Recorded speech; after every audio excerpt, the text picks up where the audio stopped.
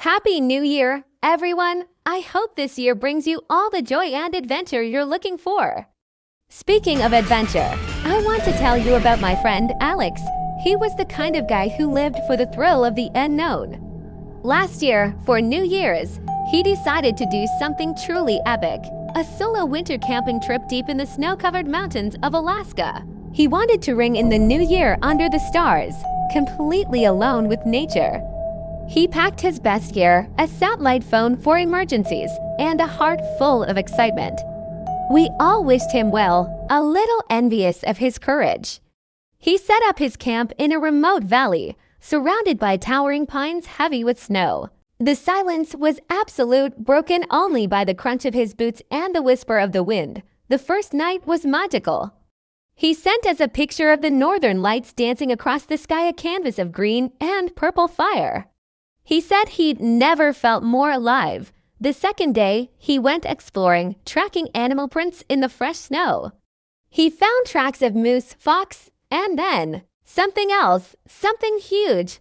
The prints were massive, larger than any bear print he'd ever seen, and they were fresh. He was an experienced woodsman, but this unsettled him. He told himself it was just a particularly large grizzly woken from hibernation. That night, things changed. The wind howled like a hungry animal, and the temperature plummeted. Huddled in his tent, Alex heard a sound that made his blood run cold. It was a low, guttural growl, so deep it vibrated through the frozen ground. It wasn't a bear, it wasn't a wolf. It was something else, something ancient and territorial. He grabbed his high-powered rifle, his hands shaking. The sound circled his tent, slow and deliberate. A shadow, immense and misshapen, fell across the thin nylon wall. He could hear its heavy breathing just outside, a hot, foul steam in the frigid air. He didn't dare make a sound. For hours, the creature patrolled his campsite, its presence a suffocating weight of pure dread. Just before dawn, the sounds faded, and an eerie silence returned. Alex was terrified, but also knew he had to get out. He cautiously unzipped his tent. The sight that greeted him was horrifying. His supplies had been torn to shreds, not eaten, but destroyed. And there, in the snow, were the tracks again, leading away from his camp and then circling back. It was toying with him. It was hunting him. He grabbed his satellite phone to call for rescue, but his fingers were numb with cold and fear. He fumbled, and the phone slipped from his grasp, falling into a deep snowdrift. Lost, panic set in.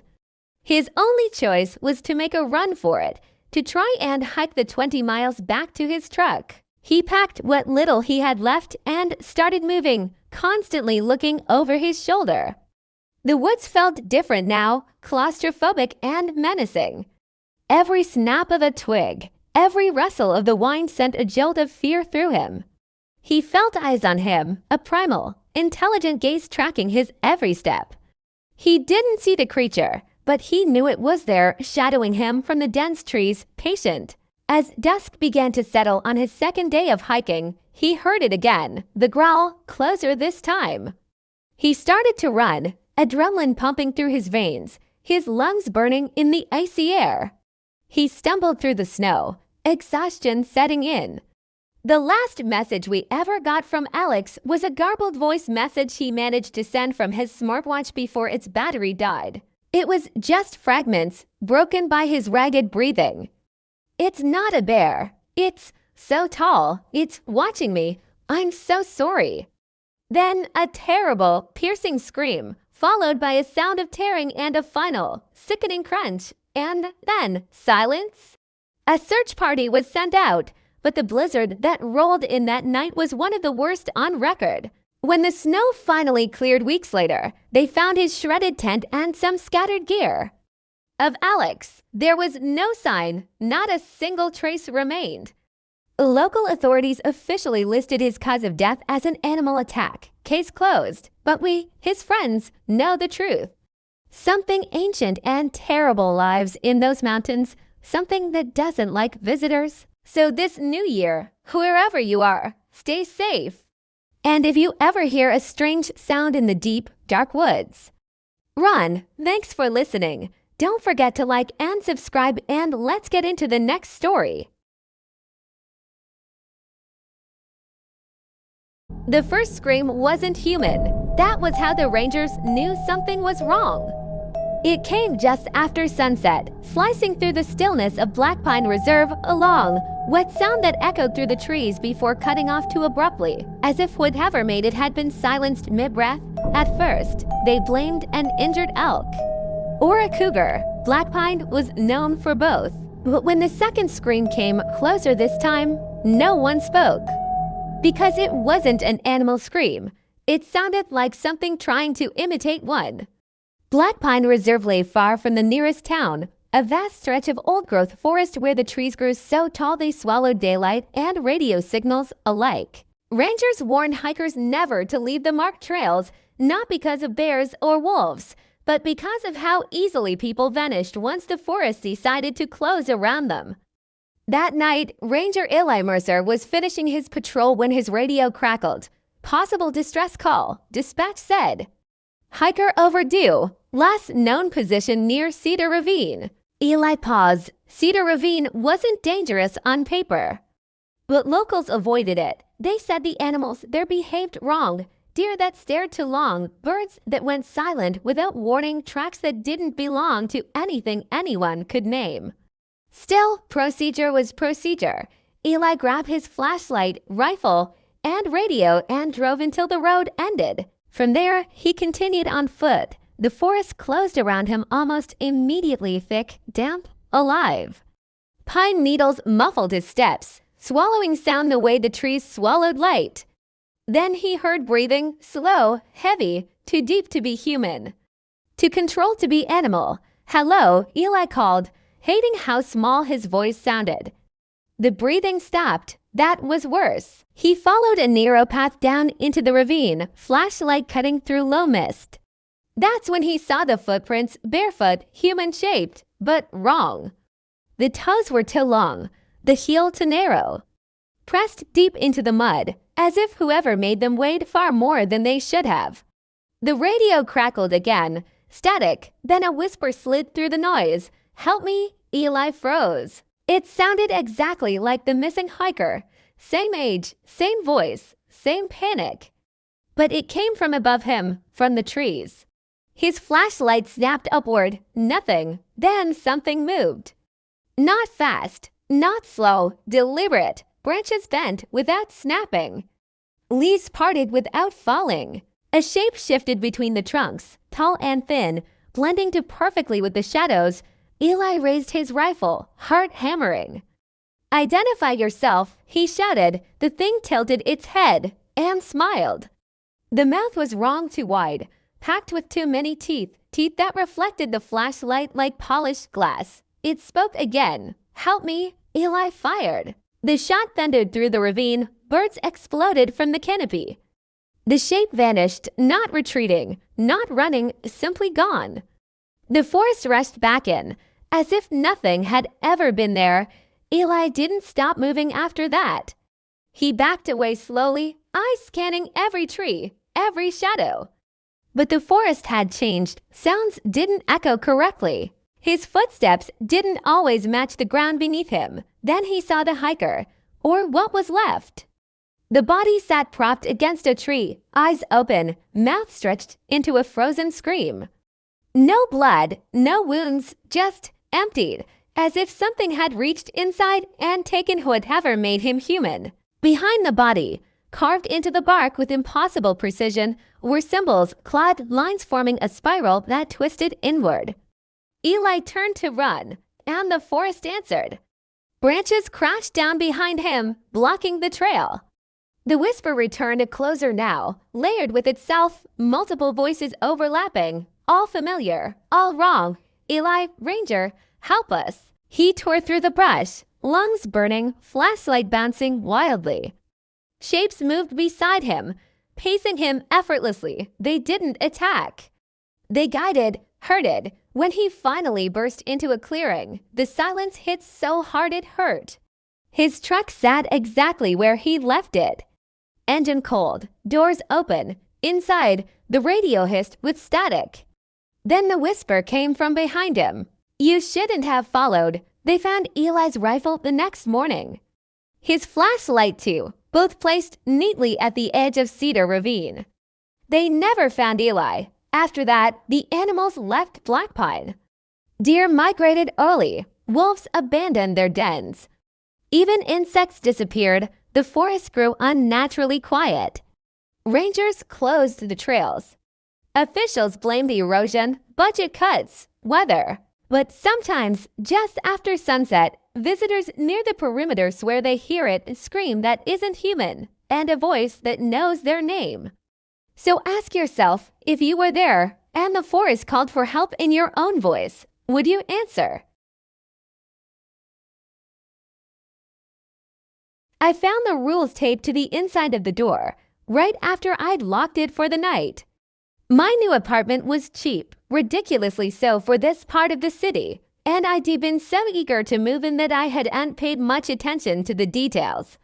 Now, reading the laminated sheet, a chill crept up my spine that had nothing to do with the drafty windows. Rule 1. Between the hours of 2 a.m. and 4 a.m., do not look out the peephole. No matter what you hear. Rule 2. If you hear scratching at the door, it's not a stray animal. Do not open it. Play loud music until it stops. Rule 3. The man in the apartment across the hall, Mr. Abernathy, is not your neighbor. He doesn't exist. If you see him, do not make eye contact. Do not speak to him. Rule 4. Never, under any circumstances, use the garbage chute after midnight. I laughed it off at first. A prank from the previous tenant, probably. But the rules were printed on official-looking letterhead from the building management, which was just weird enough to be unsettling. I crumpled it up, then straightened it out again, leaving it on the counter. The first few nights were silent. I started to forget about the list, dismissing it as a bizarre welcome gift. Then, on Thursday, I was woken up by a faint scratching sound. It was delicate, rhythmic, like a cat wanting to be let in. My heart hammered against my ribs. I glanced at the clock. 2:17 a.m. I remembered Rule 2. My hands were shaking as I fumbled with my phone, blasting a rock playlist. The scratching stopped almost immediately. Coincidence, I told myself. Just a branch against the wood. The next night, I was walking back from the kitchen when I saw a figure through my peephole. A tall, gaunt man in a worn-out tweed coat stood in the hallway, staring directly at my door. Mr. Abernathy, my blood ran cold. I stumbled back, my breath catching in my throat. Rule 3 screamed in my mind.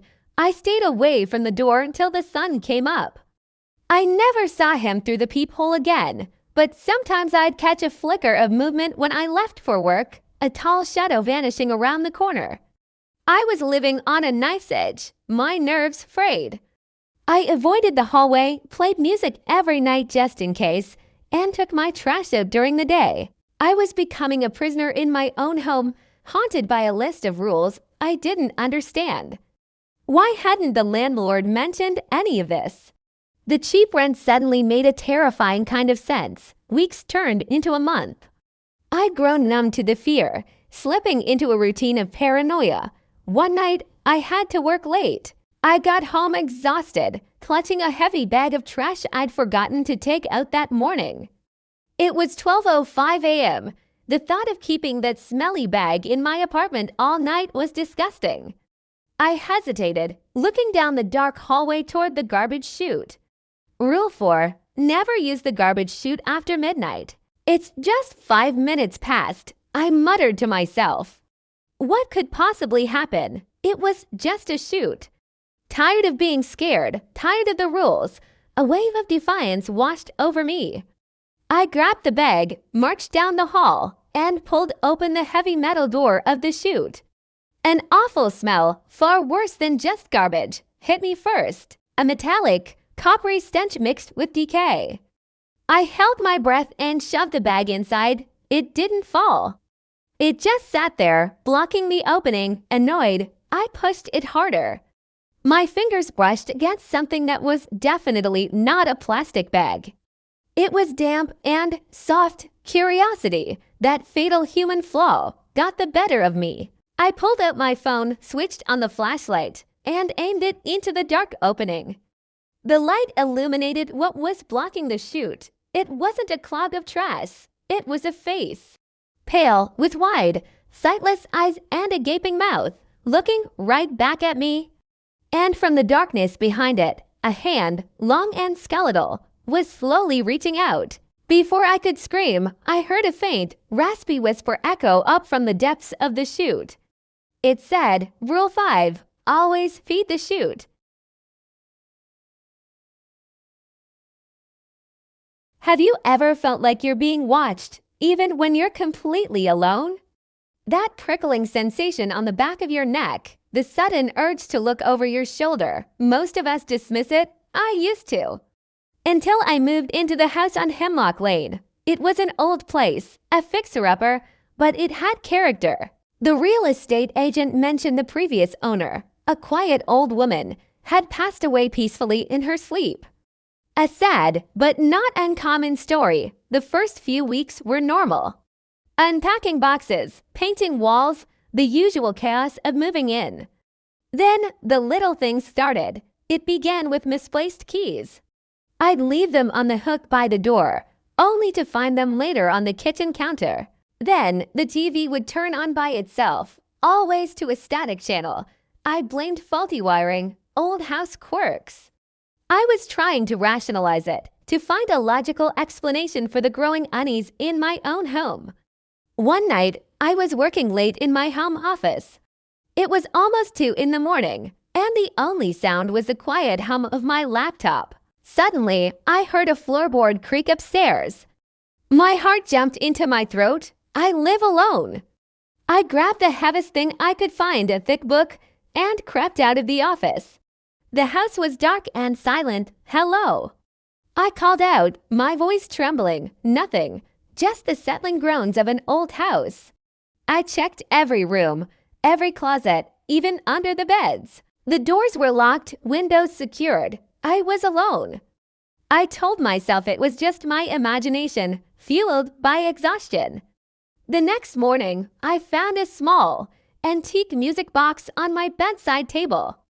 I had never seen it before. It was intricately carved wood, with a tarnished silver crank.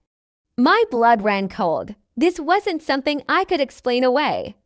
Where did it come from? Hesitantly, I turned the crank. A tinny, haunting melody filled the room, a tune I didn't recognize. It was beautiful but deeply unsettling. That night, sleep was impossible. I lay in bed, staring at the ceiling, listening to every tiny sound. The music box sat on my dresser, a silent sentinel in the dark. Just as I started to drift off, I heard it, a faint whisper like the rustle of dry leaves.